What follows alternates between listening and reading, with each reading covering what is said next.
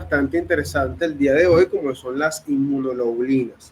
¿Qué pasa? Dentro del campo asociado a las proteínas de importancia fisiológica, tenemos, bueno, ya hablamos la clase pasada sobre lo que era la inmunoglobulina y lo importante que era esta proteína para nuestro sistema biológico. Ahora vamos a hablar de un grupo de proteínas plasmáticas que son importantísimas para lo que es el proceso inmunitario. Las inmunoglobulinas son proteínas plasmáticas, ¿ok? Que son tipificadas como unas proteínas de tipo gamma, por eso se llama inmunoglobulinas o gamma globulinas, dentro de la electroforesis del proteinograma. ¿Qué pasa? Estas proteínas representan el 20% del volumen de las proteínas plasmáticas de nuestra sangre y literalmente son las encargadas de defendernos y mantener la memoria inmunitaria en nuestro sistema. Entonces, entendiendo esto y lo que son las proteínas plasmáticas con función inmunitaria, hablamos de ellos un poco en la clase de proteínas, pero aquí vamos a hablar un poco más al respecto. ¿Qué pasa? Hay que entender como punto de partida lo que es el sistema linfático o básicamente los órganos linfoides. Aquí presentamos una serie de órganos que van a estar interconectados entre sí a través del sistema linfático. ¿Qué pasa? Estos órganos linfoides se van a encargar principalmente de la producción y el mantenimiento de células y proteínas o moléculas de importancia fisiológica en cuanto a materia inmunitaria se refiere. Entonces, vamos a tener que estos órganos linfoides pueden clasificarse como órganos linfoides primarios u órganos linfoides secundarios. Los órganos linfoides primarios son aquellos en donde se originan y se maduran las células principales del sistema inmunitario. Ahora, ¿cuáles son las células principales del sistema inmunitario? Les pregunto, ¿cuáles son las células principales que creen ustedes que constituyen el sistema inmunitario?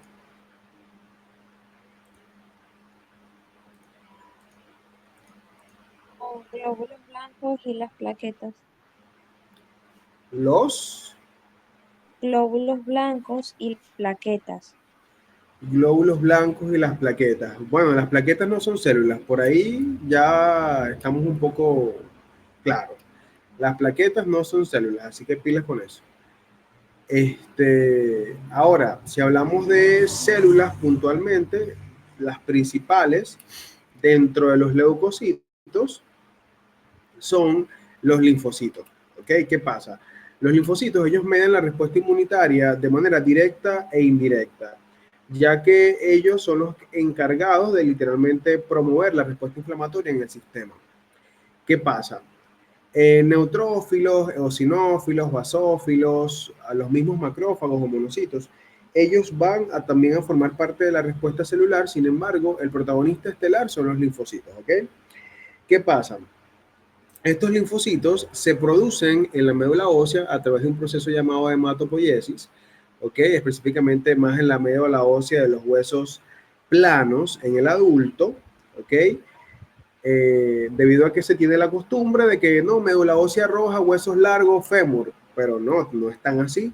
Realmente la distribución de médula ósea roja, es decir, hematopoieticamente activa, es básicamente mayoritaria en los huesos planos de nuestro sistema, ya que en los huesos largos ocurre la llamada sustitución de médula ósea roja, que es la hematopoieticamente activa, por una médula ósea amarilla, que es básicamente llena de tejido adiposo, que no es hematopoieticamente activa. Entonces, si usted tiene ya más de 20 años, literalmente su proceso hematopoyético va a estar localizado primordialmente en la médula ósea de huesos planos, como por ejemplo las crestas ilíacas, el esternón, o en huesos irregulares, como por ejemplo las vértebras o incluso las costillas. ¿Ok? Entonces, ¿qué pasa? Esta médula ósea va a ser un órgano linfoide primario porque se va a encargar de producir los linfocitos como principales células inmunitarias y también los leucocitos en general. Ahora, ¿qué otro órgano que estamos viendo en pantalla es considerado primario? Bueno, el timo. El timo es una glándula que se localiza en el mediastino superior, ¿ok? Específicamente, bueno, el mediastino superior no, el mediastino anterior, disculpen, del mediastino inferior. En el mediastino anterior, es decir, va a estar justo delante y superior al corazón. ¿Qué pasa? Este timo es una glándula inmunitaria primaria. ¿Por qué? Porque en ella se maduran los linfocitos T. ¿Ok? Es decir, los linfocitos T adquieren maduración inmunitaria en esta glándula. Y hay un punto importante.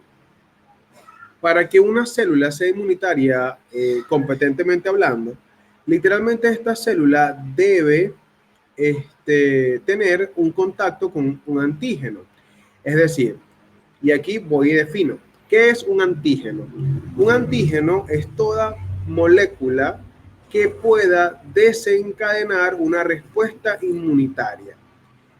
La mayoría de los antígenos son de naturaleza proteica, ¿ok? Sin embargo, podemos tener antígenos de otras naturalezas químicas. El punto aquí es que un antígeno es una molécula que tiene la propiedad de desencadenar una respuesta inmunitaria. Ahora, ¿qué pasa? Estos antígenos van a estar asociados bien sea a alimentos, a patógenos como virus, bacterias y hongos, ¿ok? ¿Y qué pasa? El cuerpo necesita contacto con estos antígenos de estos patógenos o alimentos para poder desencadenar una respuesta inmunitaria eficaz. Eso de que dicen las abuelas, no, mira, pon al muchacho en la tierra para que agarre anticuerpos, para que fortalezca el sistema inmunitario, en parte es cierto, ¿ok? Debido a que mientras más contacto con antígenos tenga, o antígenos de baja potencia tóxica, ¿ok? El cuerpo tendrá mayor capacidad de defensa. Sin embargo, mientras más aislado esté el niño del antígeno puntual, más vulnerable será al contacto con ese antígeno posteriormente. Este fundamento de antígenos y la producción de respuesta inmunitaria es lo que literalmente justifica la utilización de las vacunas. Ya que, ¿qué son las vacunas? Básicamente son partículas virales, virus atenuados, bacterias inactivas, que se inoculan en el sistema. ¿Ok? Y que lo que hacen es establecer una respuesta inmunitaria sin que el cuerpo se enferme. Porque ¿cuál es la desventaja de este asunto? Que para poder desencadenar una respuesta inmune efectiva, entonces yo tengo primero que enfermarme. Y este sistema, su desventaja es que la respuesta de adaptación ante el antígeno es más lenta que la infección del antígeno per se. Es decir, pongamos un ejemplo con lo que pasó en el COVID-19, que cuando ya salía, por ejemplo, una vacuna para una cepa de virus puntual, el virus para la cual se había diseñado la vacuna mutó. Entonces ya la vacuna no era 100% efectiva. Mientras el cuerpo estaba adaptándose, entonces el virus ya había mutado 2 y 3 veces. Ojo, los virus tienen esa propiedad, ¿ok? Ellos tienen la propiedad de ser altamente mutágenos, cambian frecuentemente su configuración molecular. Sin embargo, hay otros tipos de estructuras patogénicas que son un poco más estables, que no cambian tan rápido con el tiempo, y esas son las que generalmente nosotros generamos una memoria inmunitaria, como por ejemplo para enfermedades como la varicela, que es la lechina, ¿ok? O la parotiditis, que es las paperas. Literalmente, estos virus que causan estas patologías son virus bastante estables en cuanto a su configuración molecular en el tiempo. Por lo tanto, una vez que a usted o le dé la enfermedad o lo vacunen contra la misma, usted no va a padecer nuevamente la enfermedad o no la va a padecer jamás. Entonces, hay que estar pilas con esto, ya que esta capacidad de maduración se adquiere por el contacto antígeno-anticuerpo. Y literalmente este contacto o esta maduración de esos linfocitos por esta interacción antígeno-anticuerpo se da en el timo para el caso de los linfocitos T y en el caso de los linfocitos B inmediatamente a nivel de la circulación sanguínea apenas salen de la médula ósea. Entonces vamos a tener los órganos linfoides primarios como entonces médula ósea roja y el timo, ¿ok? Que son básicamente los principales encargados de generar la maduración y producción de células linfocíticas activas en el proceso inmunitario. El resto del sistema va a servir como órganos linfoides secundarios y van a entrar el vaso, va a entrar las placas de Peyer, en el intestino grueso y delgado, van a estar los ganglios linfáticos, ¿ok? Como órganos linfoides secundarios. Y ojo, de estos órganos linfoides, vean que el más grande es el vaso, ¿ok? Y literalmente el vaso es un órgano linfoide que literalmente filtra la sangre completita cada 4 minutos. ¿Okay? Toda la sangre se pasa por el vaso cada 4 minutos. Y es una célula principal encargada, obviamente, del proceso de atrapamiento inmunitario en relación a los eritrocitos senescentes, al tema de las plaquetas. Es un órgano altamente vascularizado, ¿ok? Y literalmente genera un punto de respuesta importante porque también permite el contacto antígeno-anticuerpo de manera secundaria entre las estructuras linfáticas, ¿ok? Entonces, entendiendo esto, vean que la parte celular es importante, pero la respuesta inmunitaria también tiene una parte que está asociada a moléculas específicas. Y esas moléculas las llamamos inmunoglobulinas. Entonces hay que estar pendiente acá, porque ¿qué pasa? Las inmunoglobulinas son proteínas altamente especializadas y altamente específicas para mediar una respuesta inmune en relación al contacto con un antígeno específico. Es decir, si yo tengo, por ejemplo, una cepa de virus que tiene 60 serotipos diferentes y esos 60 serotipos de ese mismo virus tienen contacto con mi cuerpo va a generar 60 tipos de inmunoglobulinas específicas para esos 60 serotipos específicos. Eso es lo eficiente y eficaz del sistema. Sin embargo, este proceso de adaptación es un poquito lento. Es lo único malo del asunto. ¿Ok? Ahora, acoplado a esta respuesta mediada por moléculas dentro de nuestro plasma, tenemos entonces a otro tipo de proteínas que también son proteínas plasmáticas, que son llamadas proteínas, que son llamados sistemas de complemento. Estas también son proteínas plasmáticas que tienen una función de opsonización y de literalmente ataque al sistema bacteriano, ¿ok? O al sistema patogénico que está infectando en el momento. Las inmunoglobulinas son sintetizadas por unas células puntuales que son los linfocitos B, pero ojo, linfocitos B diferenciados, es decir, cuando un linfocito B tiene contacto con ciertas moléculas proinflamatorias llamadas citocinas o interleucinas, eso genera que el linfocito B se diferencie. Y se diferencia y se transforma en una célula metabólicamente activa llamada célula plasmática. Y esta célula plasmática se va a encargar de ensamblar y sintetizar inmunoglobulinas específicas para el contacto inicial antígeno-anticuerpo que desencadenó la respuesta. Mientras que el sistema de complemento son proteínas mayoritariamente producidas por el hígado.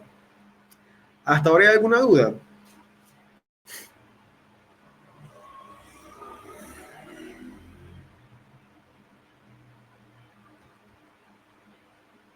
Ok, entonces avanzamos. Entramos a lo que es la estructura química de una inmunoglobulina.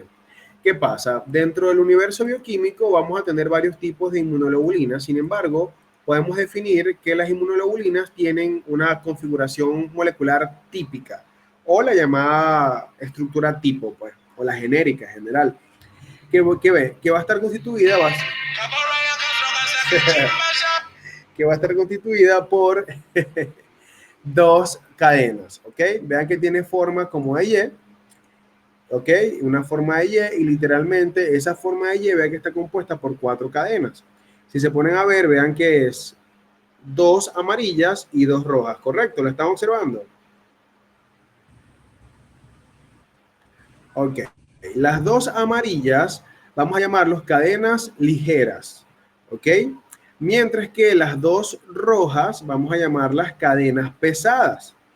Entonces, esa tipificación de ligero y pesado, ligero vamos a tenerlo con la letra L del inglés light y las cadenas pesadas vamos a tipificarla con la letra H de heavy o de pesado, pues. Entonces, ¿qué pasa? Vamos a ver que estas dos cadenas van a estar relacionadas entre sí. ¿Y qué ocurre? Además de la porción proteica, vamos a tener oligosacáridos o carbohidratos de señalización que van a estar solo en las cadenas pesadas. Entonces, vean el detalle. Tengo 2 cadenas ligeras y tengo 2 cadenas pesadas, ¿ok? Las cadenas ligeras van a estar compuestas aproximadamente por 212 aminoácidos, mientras que las cadenas pesadas van a estar compuestas por 450 aminoácidos generalmente. ¿Ok?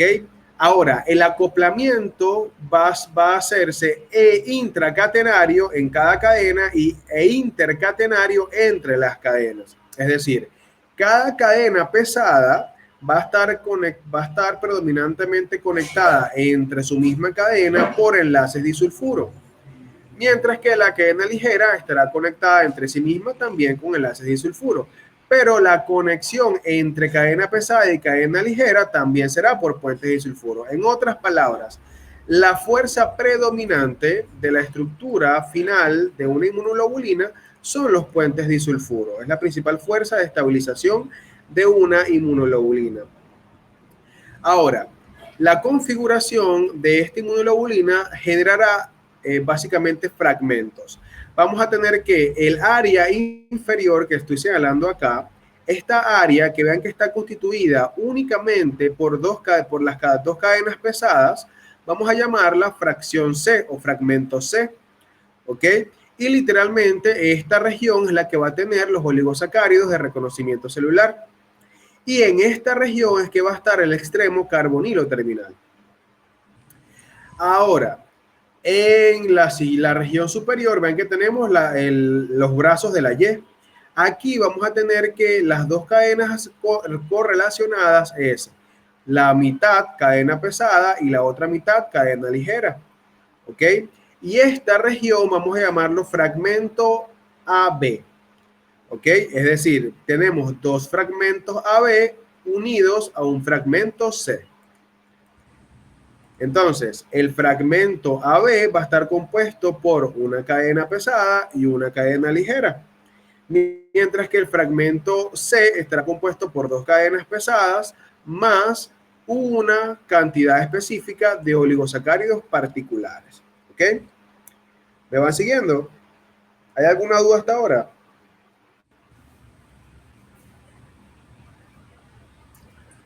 Ok, entonces muchachos, ¿qué pasa?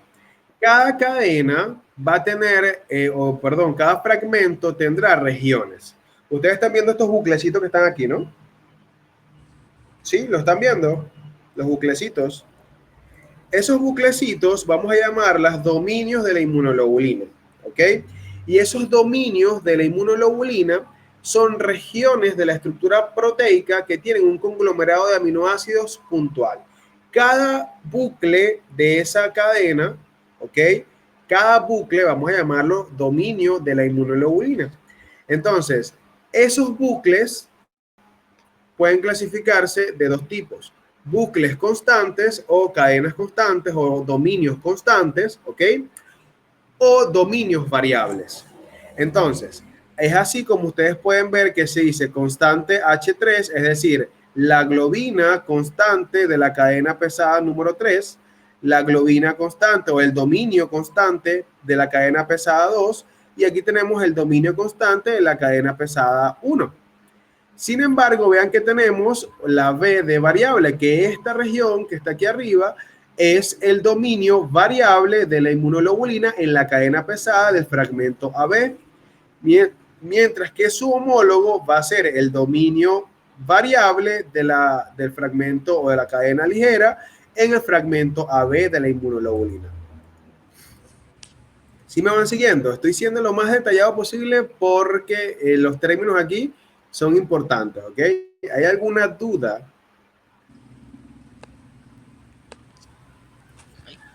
Ok, entonces, ¿qué pasa? Cada buclecito o cada dominio de la inmunoglobulina va a estar compuesto aproximadamente por 110 aminoácidos. ¿Ok? Es decir, cada buclecito va a estar compuesto por 110 aminoácidos de dominio inmunoglobulina. ¿Qué pasa? La mayor configuración tridimensional de esta estructura está asociada a láminas beta. Entonces, ¿qué pasa? Estas láminas beta representan... Ya, ¿alguien tiene abierto el micrófono o me estoy escuchando en bucle? Ok. Entonces, como les decía, estas cadenas de 110 aminoácidos que conforman el dominio de cada inmunoglobulina, independientemente sea constante o sea variable, van a ser siempre de 110 aminoácidos. Esa es una constante, ¿ok? pero dentro de ese dominio vamos a tener una predominancia en un 80% de láminas beta plegadas, ¿ok? El otro 20% van a ser de hélices alfa, lo que genera obviamente una estructura más o menos fibrilar, pero con tendencia globular en esa pequeña región, ¿ok? Entonces, ¿qué pasa? Vamos a tener que cada fragmento de la inmunoglobulina tendrá entonces un número específico de dominios de inmunoglobulina, que por lo general tienden a ser contados a partir de la cadena pesada. Es decir, la cadena pesada tendrá un número determinado de dominios de inmunoglobulinas. Por ejemplo, en la de la pantalla, en la de la imagen que tenemos que las cadenas pesadas, cada cadena pesada tiene 4 dominios de inmunoglobulina, de los cuales 3 son constantes y 1 es variable. ¿Sí lo vemos?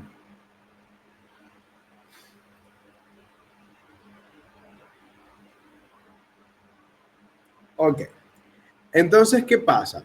Estos dominios de inmunoglobulinas, los constantes, ok, no hay tanto que estudiar en ellos porque realmente son constantes, siempre van a tener la misma composición. Aquí realmente lo que nos importa es los dominios de inmunoglobulinas variables, es decir, en el extremo distal del fragmento AB. Es este cuadrito que está aquí, literalmente ensombrecido, ¿ok? Este cuadrito es importante. ¿Por qué? Porque representa la región variable de la inmunoglobulina. Es decir, va a representar la variabilidad aminoácidica complementaria al antígeno.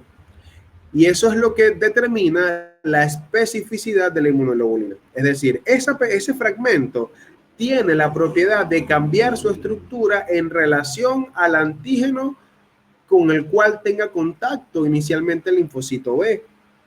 ¿Ok? Lo que generará entonces una estirpe de células inmunitarias, perdón, de moléculas de inmunoglobulinas con obviamente una secuencia aminoácidica específica acoplada y complementaria a la secuencia aminoácidica del antígeno. ¿Ok? Ahora, para hacerlo un poco más esquemático, aquí lo tienen. Vean que tenemos que las cadenas pesadas, lo que pasa aquí sí que se invirtió el orden, ¿ven? Está por fuera la cadena pesada y adentro la cadena ligera. ¿Qué pasa? La cadena pesada, vean que tiene una, dos, tres regiones que son las constantes y la otra que básicamente son las ligeras.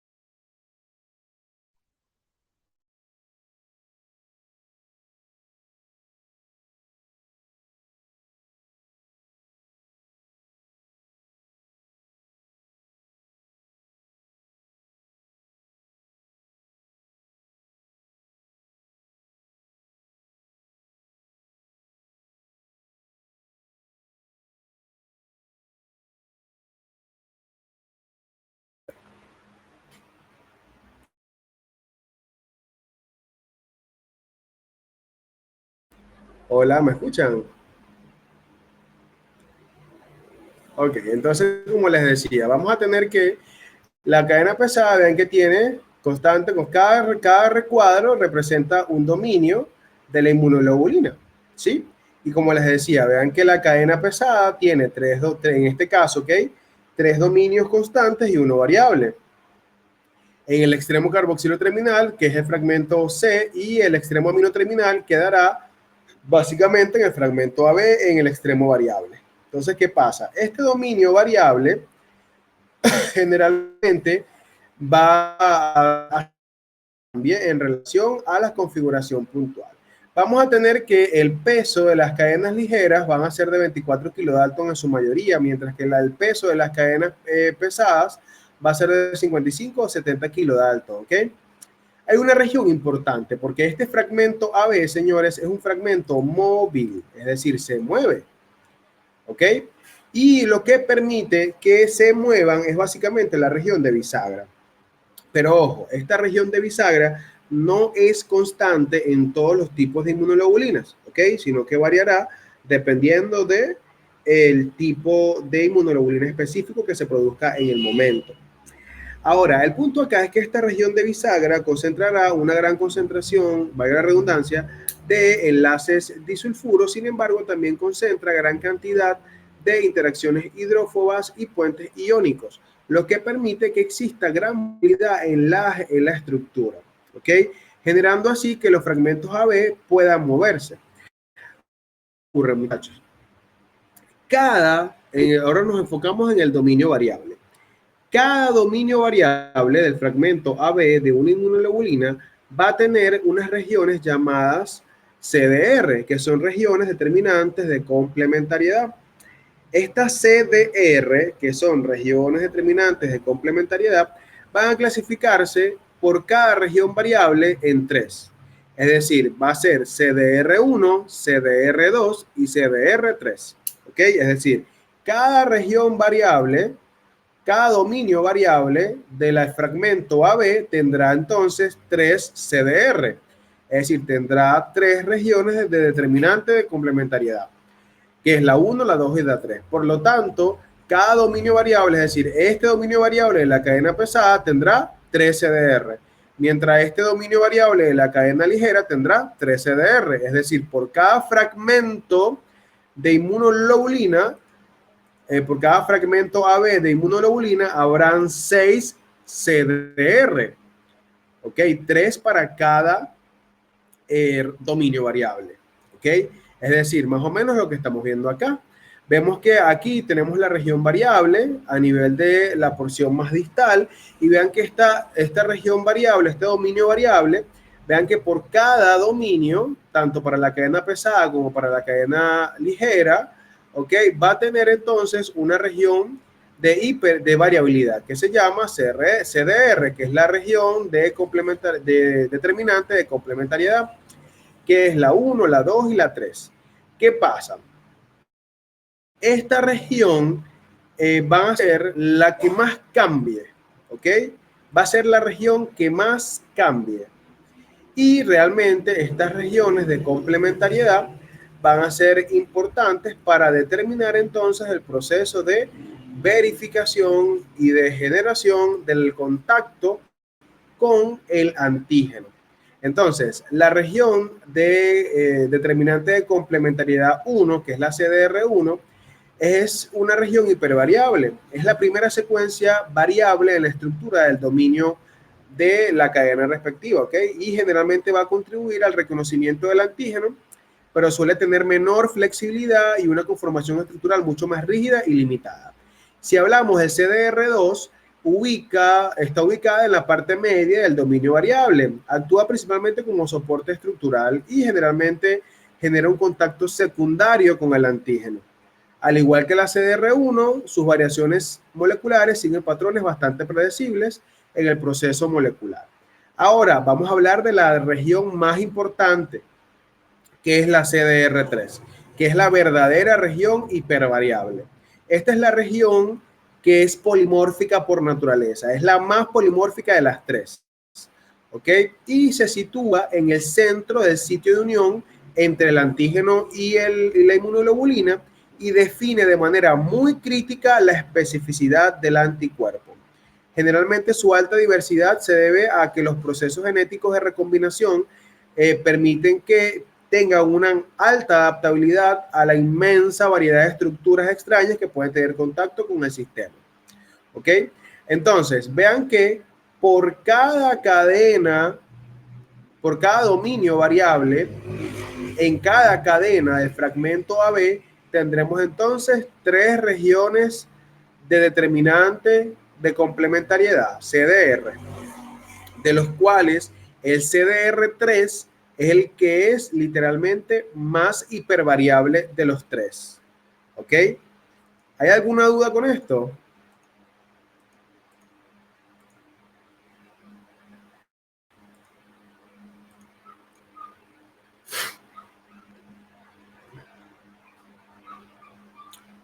Ok, entonces continuamos. Ahora, ¿qué pasa? La configuración de todas estas regiones de hipervariabilidad, ok, todos estos CDR, la confluencia entre los CDR del dominio variable de la cadena ligera y los CDR del dominio variable de la cadena pesada, generan un conjunto de área denominado parátopo.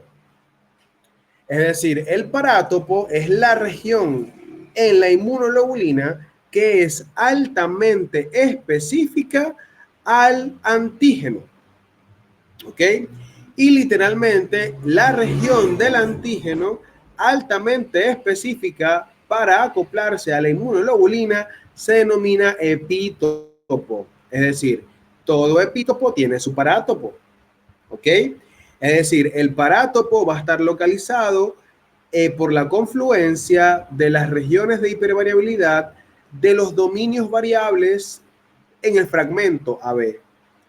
Mientras que el epítopo es la región del antígeno que se une a el parátopo de manera específica. Y esa unión se da por complementariedad química y se da por estereoisomería o estereoquímica.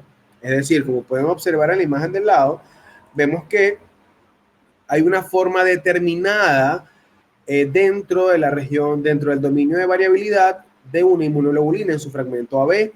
Y vean que esta especificidad en forma no es casual, es una especificidad que se deriva de lo que es la complementariedad química aminoacídica entre las regiones CDR3 principalmente, que es las que principalmente conforman el parátopo, y las regiones del epítopo del antígeno puntual. ¿Ok? Entonces, es decir, así tenga los otros antígenos circulantes, esta inmunoglobulina, este anticuerpo solo se anclará a su antígeno, bueno, al epítopo específico del antígeno para el cual fue diseñado. ¿Ok? Y esto nos habla, repito, de la alta especificidad que tiene esta estructura. ¿Hasta ahora hay alguna duda?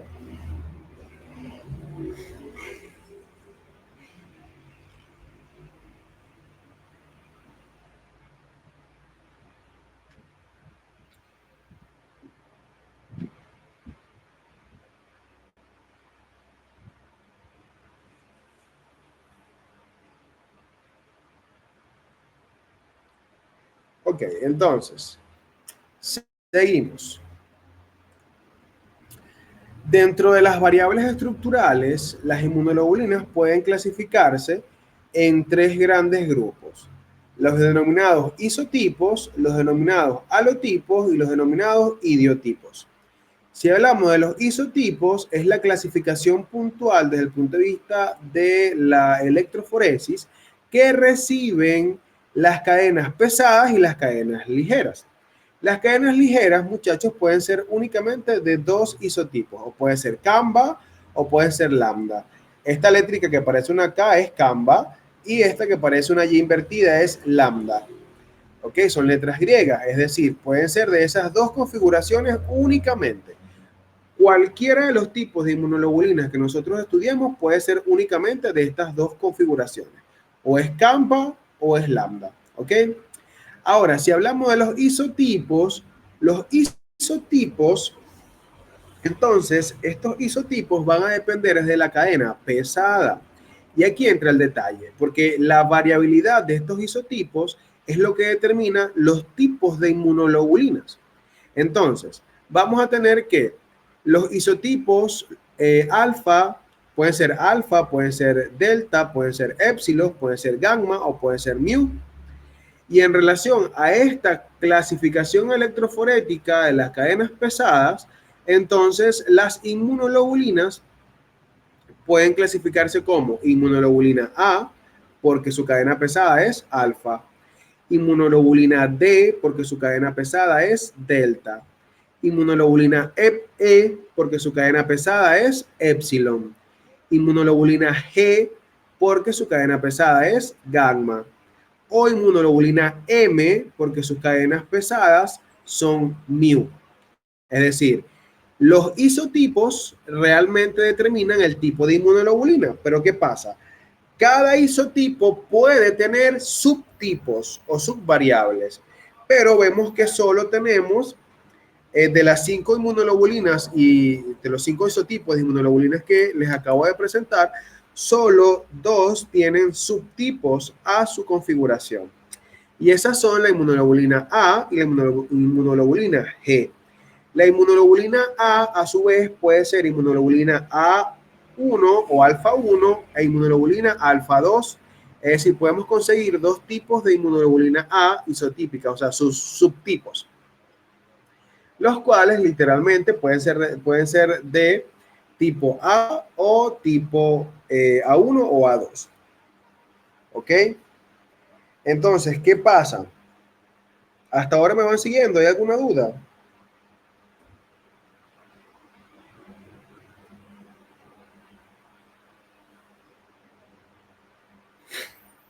Ok.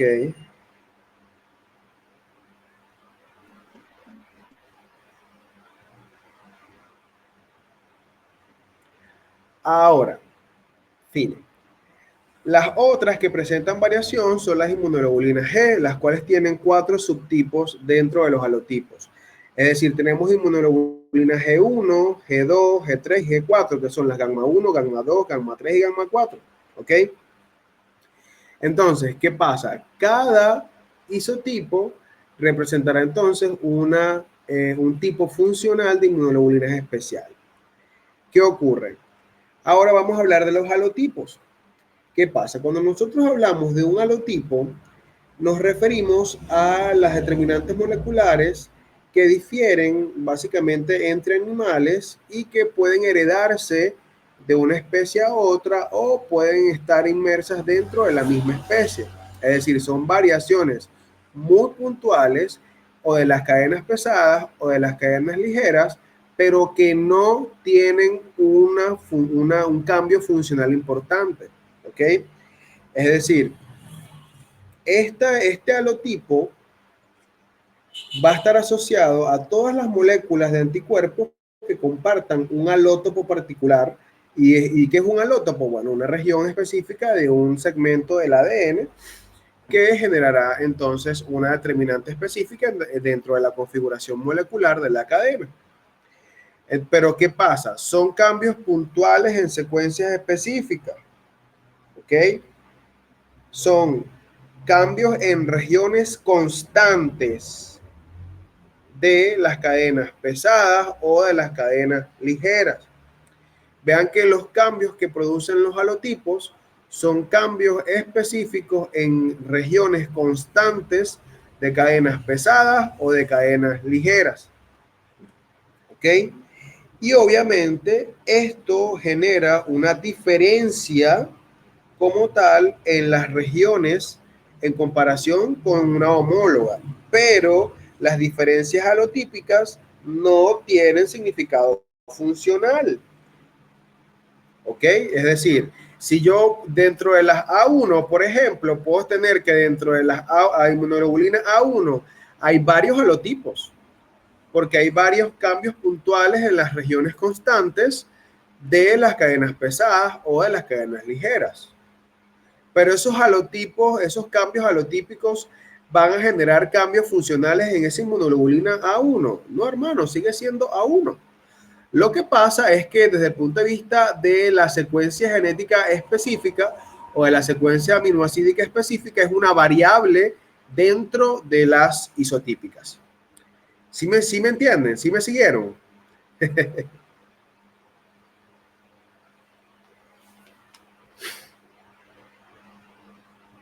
Ok. Entonces, entendiendo esto, pasamos a los idiotipos. Si nosotros hablamos de un idiotipo, básicamente son las variaciones que pueden existir exclusivamente en el dominio variable. ¿Ok? Es decir, los cambios en la estructura molecular de una inmunoglobulina en el dominio variable, eso es considerado un idiotipo. Y obviamente estos idiotipos están codificados de manera genética. ¿Por qué? Los cambios estructurales a nivel de la producción de proteínas dentro de las células plasmáticas generan cambios puntuales en relación a un contacto específico mediante una estructura molde con el antígeno particular. Esta estructura molde genera obviamente una configuración molecular específica que debe tener esta región para ser complementaria al antígeno de la cual se derivó. Y era lo que les decía hace ratito. Si tengo un virus que tiene 60 serotipos, entonces, y supongamos que ese virus contactó en las mucosas con la inmunoglobulina A1, eso quiere decir que esa inmunoglobulina A1 generará tantos idiotipos en su dominio variable como serotipos de virus existan en el sistema. Si yo tuve contacto en las mucosas, por ejemplo, con 60 tipos del mismo virus, entonces generaré 60 idiotipos diferentes de la misma inmunoglobulina.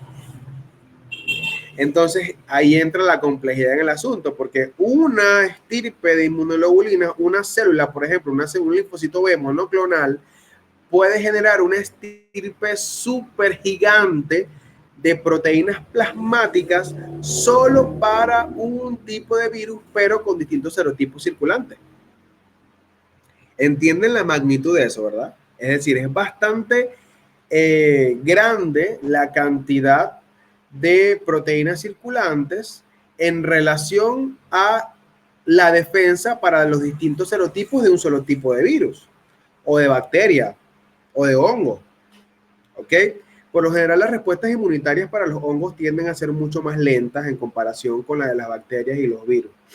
Las respuestas inmunitarias más rápidas tienden a ser hacia los virus. Sin embargo, depende del tipo de patología que se esté cursando. Pero por lo general, los virus tienden a estimular mucho más rápido el sistema. En segundo lugar, las bacterias y en última instancia, los virus y protistas. Pero el punto acá es que estos idiotipos van a estar en relación directa con la variación de antígenos que estén circulando en el sistema. Y si esos antígenos se derivan, porque también puede darse el caso, es antígeno. Yo puedo tener una bacteria que derive en 150 antígenos diferentes. ¿Cuántos idiotipos van a haber? 150 idiotipos para cada tipo de antígeno desprendido de una sola bacteria, por poner un ejemplo hipotético. ¿Ok? Entonces, esta característica definitoria o variabilidad estructural de las inmunoglobulinas es lo que nos explica la especificidad tan abismal y la eficiencia tan importante que tiene nuestro sistema inmune para poder entonces permitirnos la defensa eficaz contra agentes infecciosos. ¿Hay alguna duda?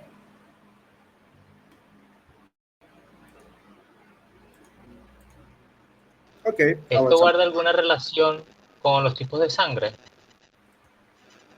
¿Cómo? Que si guarda alguna relación con los tipos de sangre. Sí, claro. Sí, claro que sí. Porque ¿qué pasa? Si tenemos entonces los tipos de sangre clásicos, que son los tipos de sangre ABO, ¿ok? Hay que estar conscientes que esos tipos de sangre ABO generarán una respuesta inmunitaria específica para su proceso de autoidentificación. Y es lo que determina también lo que se denomina los tipos de trasplante sanguíneo. Porque, por ejemplo, una persona que es tipo A, por ponerte un ejemplo, yo soy de sangre tipo A. Si yo soy sangre tipo A, eso quiere decir que yo tengo en la superficie de mis eritrocitos los antígenos que son tipo A, ¿ok? Que es un tipo específico de carbohidrato o de glúcido que está allí, o de glucolípido que está allí específico. ¿Qué pasa? Mi cuerpo va a producir anticuerpos anti-B. Por lo tanto, si yo soy tipo de sangre A, yo no puedo recibir sangre B. ¿Por qué? Porque los anticuerpos son anti-B. Van a reconocer esos eritrocitos tipo B y los van a iniciar su proceso de destrucción, mi hermano. Y lo mismo ocurre con los del grupo B. Los del grupo B tienen un antígeno específico, un grupo polisacárido específico en la superficie de los eritrocitos. ¿Qué pasa? El cuerpo va a producir anticuerpos anti-A. Por lo tanto, los del grupo B no pueden recibir sangre del grupo A. ¿Sí me vas entendiendo? Sí. Ahora, ¿qué pasa con la gente que es de grupo AB? La gente que es de grupo AB, entonces, ¿qué ocurre?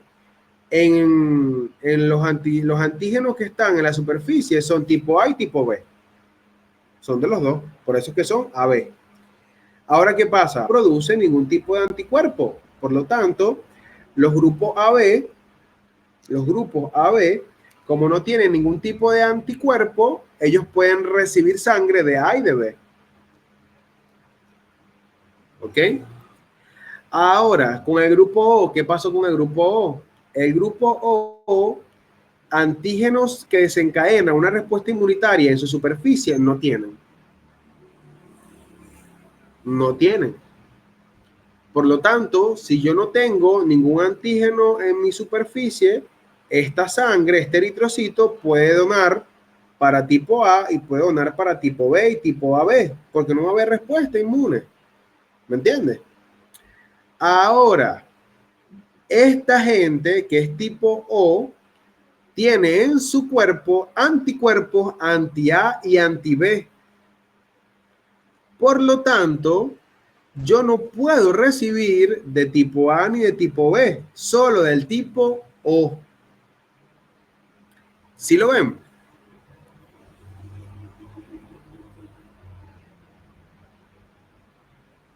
Hola. Entonces, esto se debe básicamente a la respuesta inmunitaria clásica. Ojo, pero esto es solo hablando del factor ABO, ¿ok? Solo hablando del factor ABO. Que generalmente estas inmunoglobulinas que les estoy diciendo que se producen son inmunoglobulinas de tipo M y tipo G, que vamos a ver ahorita cuáles son, ¿ok?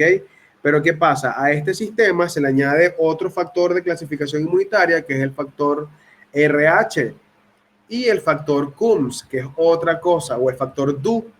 Es decir, yo puedo ser ORH positivo y que un ORH positivo me done y literalmente haya incompatibilidad. ¿Pero por qué se debe esa incompatibilidad? Porque somos factor DU contrarios, que es otro tipo de clasificación sanguínea que más adelante ustedes lo van a ver cuando vean hematología. Pero el punto acá es entender el principio del componente inmunitario asociado a las inmunoglobulinas o anticuerpos para entender cómo es el sistema de rechazo o de acoplamiento para ciertos tipos de trasplante, como por ejemplo un trasplante de tejido sanguíneo o una transfusión o un trasplante de órganos específicos, ¿ok? Y es lo que se deriva en el proceso de compatibilidad entre donante y donador. Y generalmente tiene que ser generalmente entre hermanos o entre padre e hijo o entre madre a hijo, generalmente. ¿Ok? Es la forma más común de hacer compatibilidad. Ahora, ¿qué ocurre? Aquí vemos los distintos tipos de inmunoglobulinas que les mencioné con anterioridad, que son los distintos isotipos que pueden haber. Vean que tenemos la inmunoglobulina A, la D, la E, la G y la M. Y cada una tiene un peso puntual. Vean que la inmunoglobulina M es la más grande de todas, ¿ok? Tiene un peso de 935.000 Dalton. Y literalmente, vean que está compuesta por una estructura pentamérica, es decir, es una estructura ideada o integrada por 5 monómeros de una inmunoglobulina. ¿Qué pasa? Esta inmunoglobulina M es única en su tipo, no tiene subtipos isotípicos.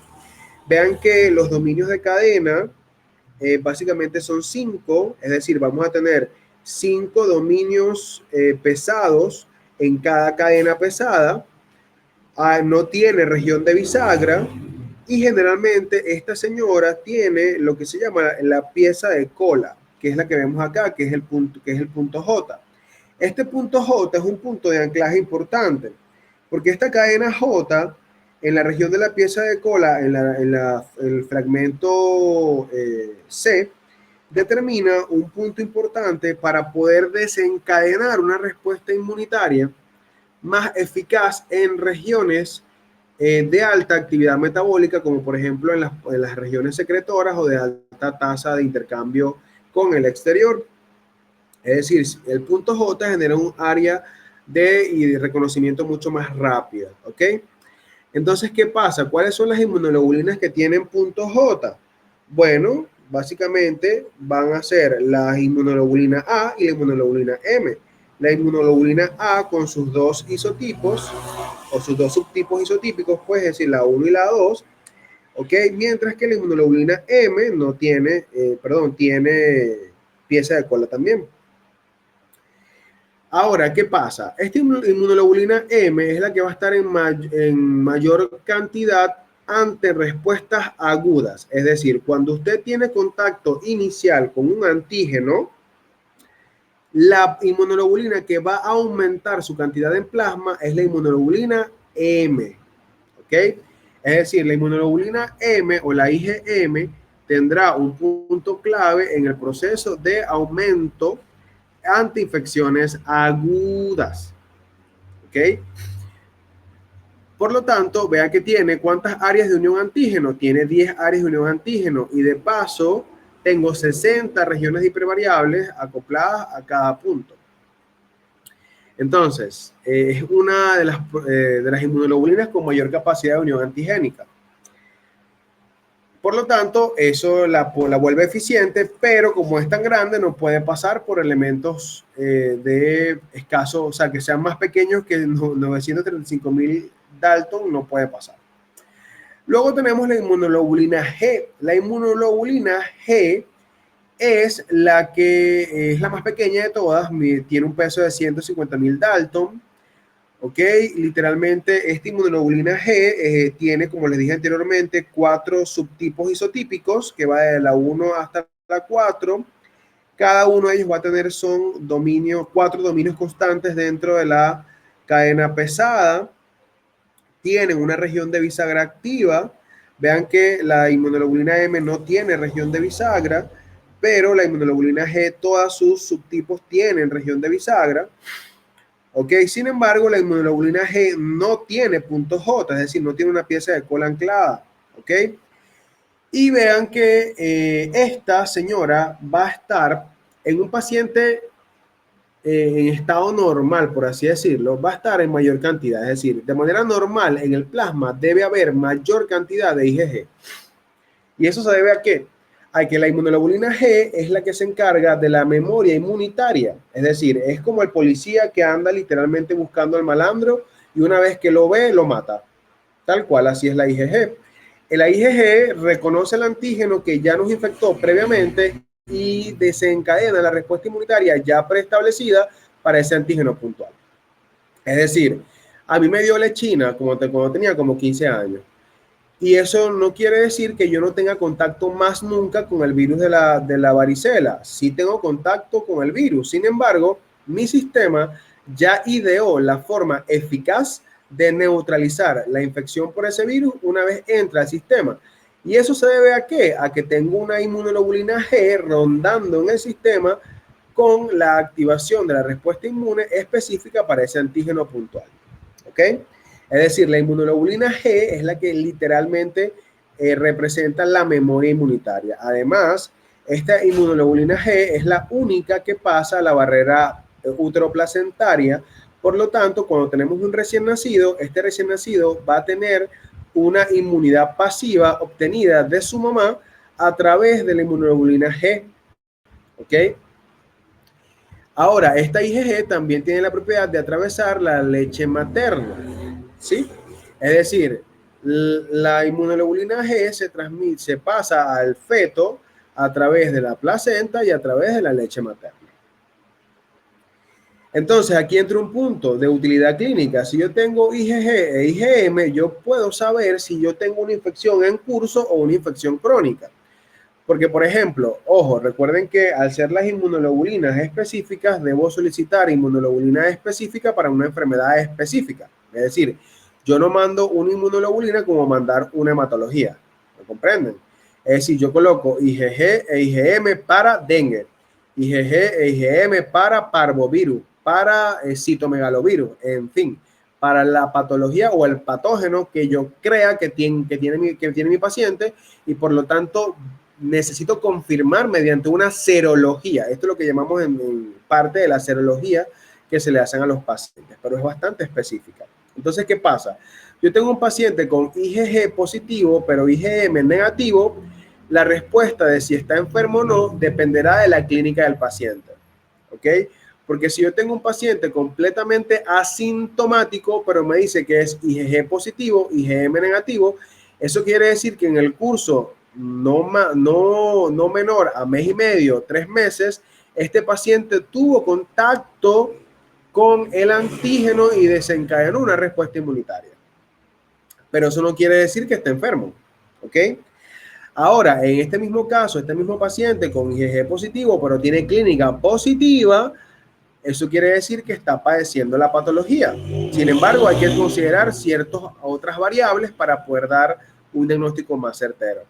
Por otro lado, si tenemos IgM positivo, entonces eso nos quiere decir que la patología está en curso, ¿ok? Y que es de tipo agudo, es decir, menor a 30 días, menor a 28 días.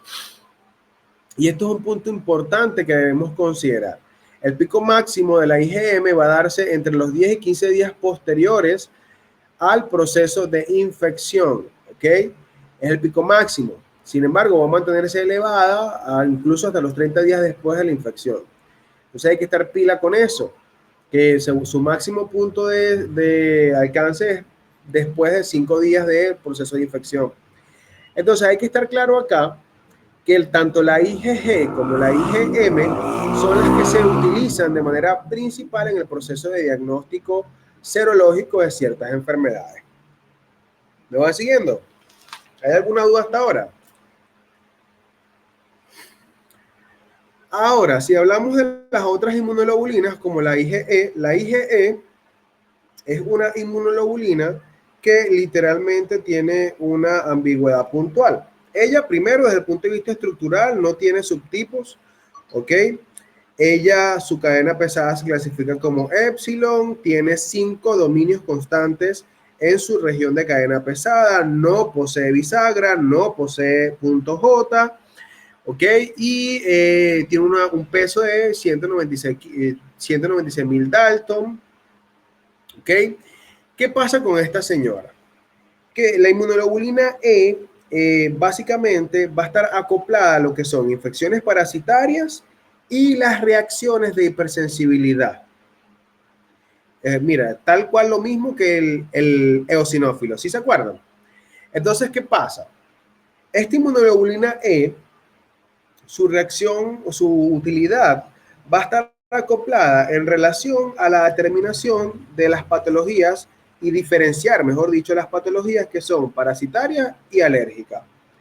Porque si yo mido la IgE total, por ejemplo, estoy midiendo el nivel general de esta inmunoglobulina para detectar si existe o no predisposición a alergias o presencia de parásitos.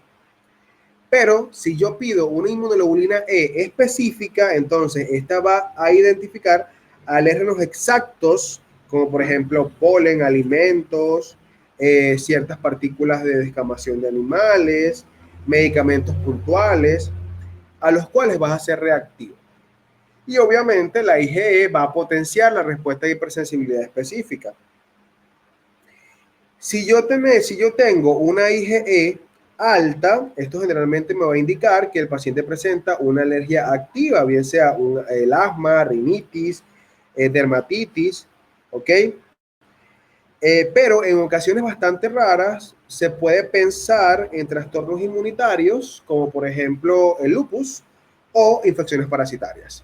Es decir, la IgE, su utilidad es más que todo asociada a reacciones de hipersensibilidad ¿Ok? Sin embargo, no debemos dejar de pensar en muy raros casos que haya personas con un aumento en la respuesta inmunitaria, es decir, una reacción de unas reacciones de hipersensibilidad o unas respuestas autoinmunes, ¿ok?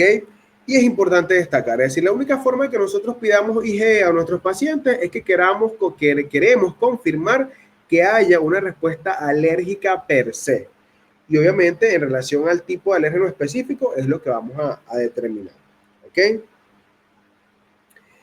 ¿Se entiende el asunto?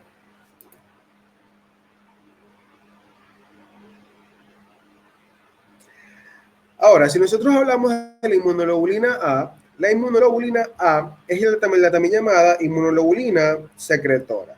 Si se ponen a ver, es la inmunoglobulina la segunda más abundante después de la inmunoglobulina G. Vean que la más abundante es la G y en segundo lugar la A. ¿Qué pasa? Se le llama secretora porque donde haya secreción va a estar esta señora, es decir, ella se va a producir en esas regiones justamente de secreción.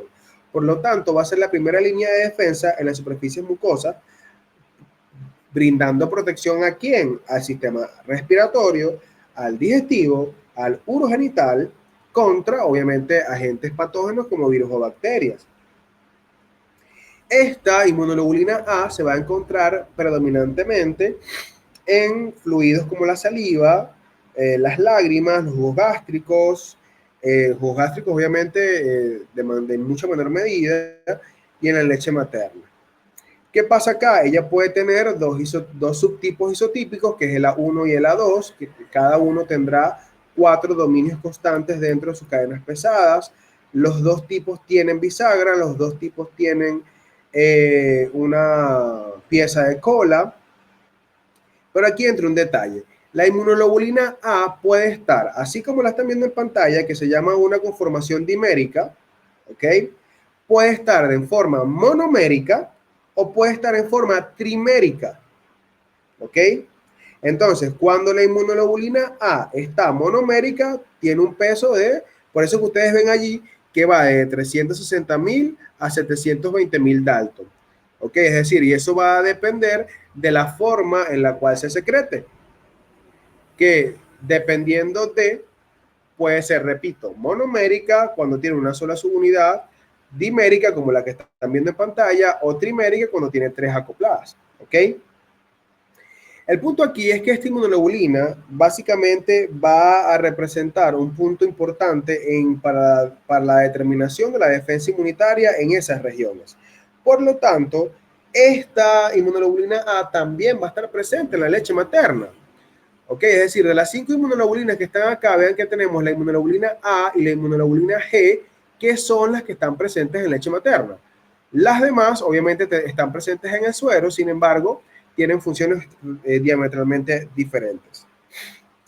¿Cuándo preguntar o cuándo medir inmunoglobulina A? Bueno, cuando pensamos en patologías crónicas, porque niveles muy altos de esta inmunoglobulina A pueden indicar infecciones crónicas asociadas bien sea a enfermedades hepáticas, trastornos autoinmunes o incluso el mieloma múltiple, que es un tipo específico de mieloma múltiple que se llama mieloma múltiple de tipo IgA.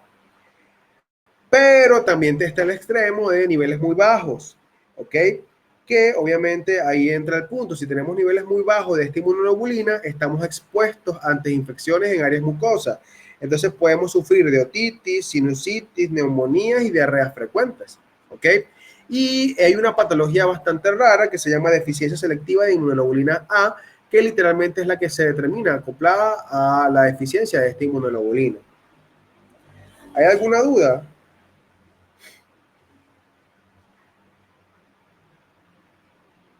¿Todo clarito? Ok. ¿Qué pasa? Ahora pasamos a la inmunoglobulina D. La IgD realmente, ella circula en cantidades muy pequeñas, funciones todavía al 100% no están determinadas. Muchos libros dicen, muchos teóricos dicen que su función es ser receptora en el linfocito B. Pero hermano, si es receptor ya deja de ser inmunoglobulina, porque la inmunoglobulina está libre en plasma, pa. Entonces, su función al día de hoy no está 100% tipificable. ¿ok?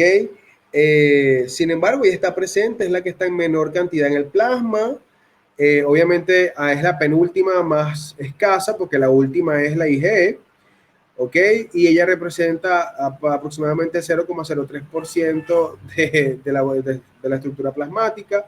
Tiene un peso de 172.000 Dalton, es decir, es la segunda más pequeña, ¿ok? Pero ¿qué pasa? Esta estructura la vamos a solicitar muy raramente en la práctica clínica y es básicamente para determinar lo que es el diagnóstico de gamopatías monoclonales, que es identificar un subtipo raro de cáncer de sangre o el también llamado mieloma múltiple por IgD. ¿Ok? Es decir, sus funciones específicas aún todavía no han sido tipificadas. ¿Ok? Sin embargo, se le atribuye función de receptor, se le atribuye función acoplada a su presencia estable en la sangre, es decir, está y listo. Ahora, ¿hay alguna duda con las inmunoglobulinas? Si les pregunto, ¿cuál de las 5 son más utilizadas desde el punto de vista clínico?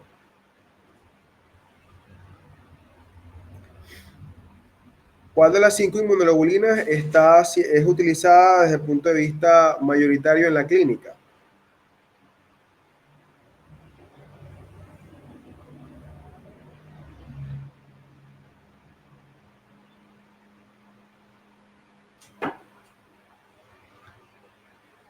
Exactamente, la G y la M. Porque, ¿qué pasa? La G y la M son las que son más fáciles de titular, debido a que la M aumentará su valor ante una infección aguda, mientras que la G es la que está mayoritariamente en plasma. Entonces, son las más tipificables, las más titulables, ¿ok? Ahora, la IgE tiene una función específica solo para el descarte de reacciones de hipersensibilidad mediadas por IgE, por cierto. La IgA ya sabemos que está acoplada a los procesos secretores. Por lo tanto, si yo les digo a un paciente con patologías a repetición asociadas a sinusitis repetitivas, le ha dado 4 o 5 episodios de sinusitis en los últimos 2 meses, ¿cuál sería la inmunoglobulina que está siendo deficiente en este paciente?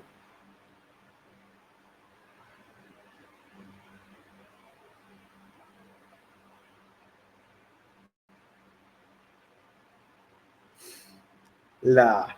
Muy bien. ¿Ok? Entonces, pila con eso.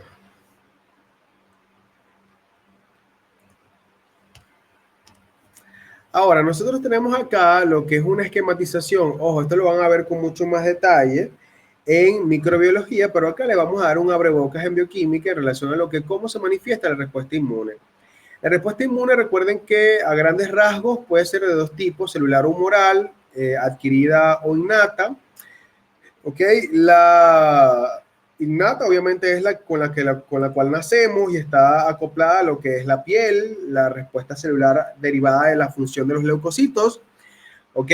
Las cuales representan los principales mecanismos de defensa inmunitaria innata. La adquirida obviamente es la que desarrollamos con el contacto con los antígenos a lo largo de nuestra vida. Ahora, tanto la respuesta innata como la adquirida, ambas van a tener tanto una respuesta celular como humoral. Esta respuesta celular y humoral va a estar mediada por el contacto inicial de los antígenos, que puede estar derivado de proteínas foráneas, virus, bacterias, parásitos, hongos, en fin, el antígeno que sea. El punto acá es que estos antígenos en su mayoría son de naturaleza proteica. Van a ser fagocitados por las células acopladas o las principales células presentadoras de antígenos. ¿Cuáles son estas células presentadoras de antígenos por excelencia? Como dijimos en el laboratorio, los macrófagos.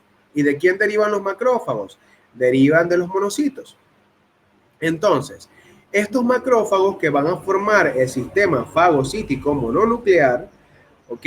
Van a fagocitar estos antígenos o estos patógenos puntuales y van a expresar o van a presentar los antígenos a través del llamado complejo mayor de histocompatibilidad tipo 1 o el complejo mayor de histocompatibilidad tipo 2. Este complejo mayor de histocompatibilidad tipo 1 y tipo 2 desencadenan respuestas inmunitarias diferentes. Entonces, vamos a tener que el complejo mayor de histocompatibilidad tipo 2 va a unirse a los linfocitos T helper o llamados también linfocitos T CD4. Estos linfocitos T CD4 básicamente van a ser denominados así por una proteína llamada clúster tipo 4, ¿ok? Que estas proteínas CD4, literalmente estas proteínas CD4 en la superficie van a permitir la identificación de estos elementos. ¿Qué pasa? Este se une físicamente al complejo mayor de histocompatibilidad tipo 2, que expresa el macrófago, genera lo que se llama una activación del linfocito TCD4. ¿Y qué es lo que va a generar este proceso de activación? Básicamente la producción de citoquinas, ¿ok? ¿Qué pasa? Estas citoquinas van a tener dos rutas de activación. Una para la vía del complejo mayor de histocompatibilidad tipo 1 y otra para activar la respuesta humoral. ¿Ok? Es decir, si yo activo la respuesta humoral, entonces, ¿qué pasa? Voy a potenciar la diferenciación de linfocitos B en células plasmáticas. Y ojo, este linfocito B ya tuvo que haber tenido contacto con el antígeno previamente. Y cuando tuvo contacto con el antígeno más las citocinas promovidas por los linfocitos TCD4, entonces, ¿qué ocurre? El linfocito B se diferencia y se transforma en plasmocito o en célula plasmática. ¿Y qué hace esta señora? Empieza a sintetizar inmunoglobulinas derivados de la respuesta acoplada a citocinas y derivados del contacto del antígeno con la célula tipo B. Esto es lo que llamamos la respuesta mediada por células asociada a la respuesta humoral. Estas inmunoglobulinas literalmente se acoplarán al antígeno de las bacterias y permitirán que sea mucho más fácil de identificar y por lo tanto de destruir por parte del sistema inmunitario. Y esta es la vía activada por el complejo mayor de histocompatibilidad tipo 2. Ahora, ¿qué pasa? Si hablamos por la ruta del complejo mayor de histocompatibilidad tipo 1, aquí tenemos también que quien se va a acoplar a este señor es básicamente un linfocito T CD8 o también llamado linfocito T citotóxico. Este linfocito T CD8 se une de manera exclusiva al complejo mayor de histocompatibilidad tipo 1. Y este complejo mayor de histocompatibilidad tipo 1 lo que va a hacer es decirle al sistema, vea mi hermano, ya estoy demasiado infestado de este virus, esta bacteria, no puedo hacer más, por lo tanto necesito que me mates a mí para que puedas matar al virus. Es decir, este complejo mayor de histocompatibilidad tipo 1 es una señal de autólisis. Es decir, el linfocito TCD8 va a reconocer este señor en conjunto con la respuesta derivada también mediada por el linfocito TCD4 que produce citocinas proinflamatorias, va a hacer que este señor se diferencie. ¿Y qué es lo que va a hacer entonces? Va a atacar la célula que expresa este complejo mayor de histocompatibilidad y obviamente va a promover su lisis. ¿Ok? Claro, esta misma respuesta va a estar acoplada tanto al linfocito TCD8 o al citotóxico como a las células natural killer o las naturales asesinas, las cuales van a degradar el tejido propio a expensas de la muerte de la bacteria o el virus que esté infectando. Y así tenemos el sistema de respuesta inmunitaria, que ojo, cuando hablamos de la muerte celular es donde empiezan entonces las reacciones más severas, es decir, empieza el enrojecimiento, el eczema, empieza la descamación, ¿ok? Asociada a esta respuesta inmune específica. ¿Qué ocurre acá? Este sistema está altamente regulado por factores de inmunomodulación, como factor de necrosis tumoral, como interleucinas, interleuquinas, citocinas, en fin, moléculas mediadoras inmunitarias, las cuales tienen una función específica dentro de cada vía, para que al final del asunto usted no se enferme.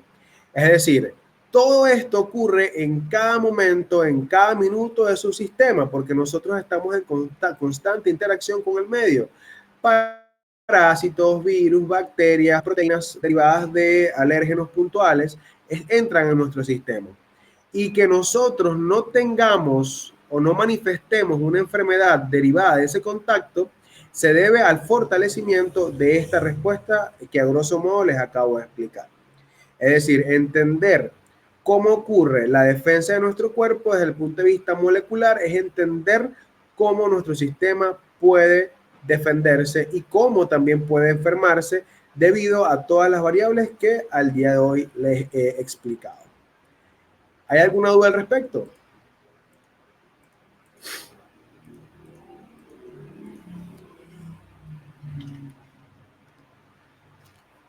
Ok, entonces damos por culminada la teoría del día de hoy, ok, asociado a lo que es las inmunoglobulinas. En lo particular es un tema bastante bonito, bastante específico, con muchas cositas que hay que estudiar y que internalizar. Así que pasaré el link por el grupo de Telegram para que tengan acceso a la asistencia. Ok, y la otra clase que nos falta, asociada a lo que es la parte de proteínas, el metabolismo, lo que es catabolismo y anabolismo de proteínas, quedará online para el transcurso de la semana. Así, el día lunes arrancamos con la teoría correspondiente asociada a lo que es ácidos nucleicos y la parte de proteínas la veremos en el transcurso de la semana. Así que por favor, tengan en conciencia esto. Esta semana que viene es la última semana de teorías para el segundo parcial. Ok, entonces vamos a estar pendientes de eso. O creo que es el lunes o martes de la semana que viene. Hay que ver. Porque ya estamos terminando el contenido para el segundo parcial. Así que tengan pilas, estén pendientes de eso. Ok, en relación a...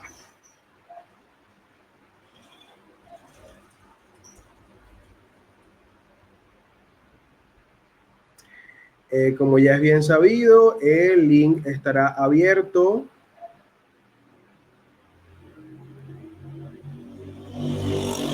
solo 5 minutos, así que por favor tengan en consideración eso.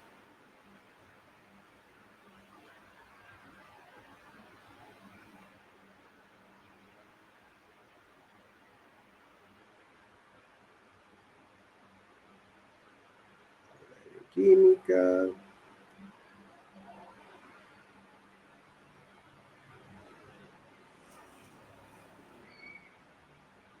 Ya se envió el link de asistencia. Entonces, por favor, hagan el registro específico.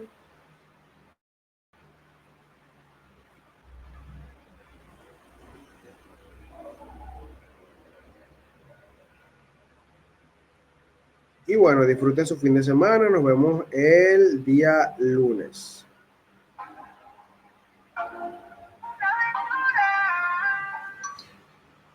Salgo a gastarle unos pocos. Música en la boca que te relaje. Hay que me la baje unos pocos. Puedo reconocerla de versus celaje.